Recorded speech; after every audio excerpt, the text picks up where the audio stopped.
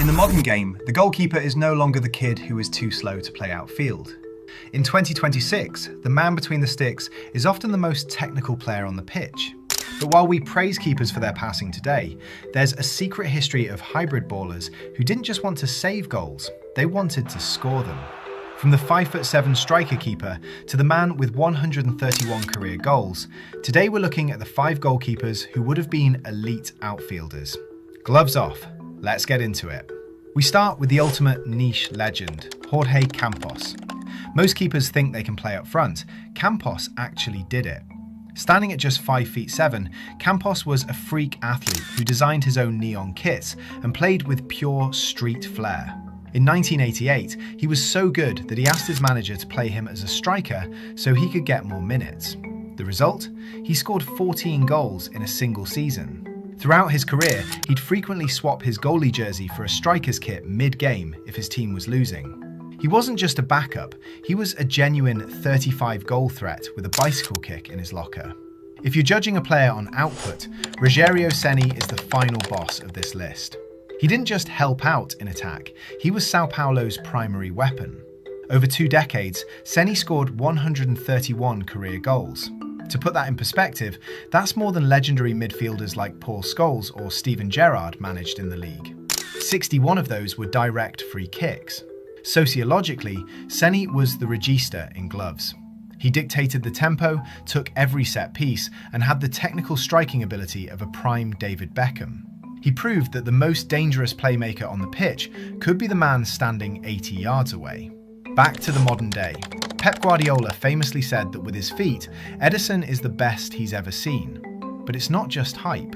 Ederson has the lowest pulse rate in the Premier League. Even with 3 strikers sprinting at him, he'll play a no-look pass through the middle. He's essentially a number 6 in a goalkeeper's kit. His 70-yard pings aren't clearances, they are calculated backspin assists. If you put Ederson in the pivot for Manchester City, he wouldn't just survive, he'd dictate the game. He has the cage IQ to bypass a press with a single touch. You can't talk about goal-scoring keepers without the most feared man in South American history, José Luis Chilavert. He was the ultimate villain archetype. He scored 67 goals, including a hat-trick, the only keeper to ever do it. Chilavert had the physical presence of a centre-back and the ego of a superstar striker. He once scored a 60-yard free kick from his own half just because he saw the other keeper off his line. He was a leader who treated the entire pitch as his territory. He didn't just go upfield to score, he went upfield to remind everyone who was in charge. Finally, the man who killed the traditional goalkeeper role, Manuel Neuer. Neuer didn't just play in goal, he occupied the entire defensive third. During the 2014 World Cup, his heat map looked like a centre-back's. He is the modern libero. He has the passing range of a world-class midfielder and the speed to hunt down attackers 40 yards from his goal. Neuer forced the entire sport to change. Teams now play a high line because they know their keeper is essentially a third defender.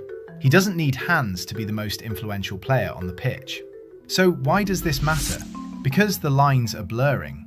The goalie is dead, the 11th man is here. We're moving into an era where keepers are being scouted for their outfield IQ as much as their shot stopping. Whether it's the flair of Campos or the precision of Ederson, these men prove that the penalty box is just a starting position, not a cage. Who is your pick for the best baller in goal? Did we miss a cult hero like Rene Higuita? Let me know in the comments. Smash that like button for the goal-scoring keepers, subscribe for more deep dives into football sociology, and I'll see you in the next one.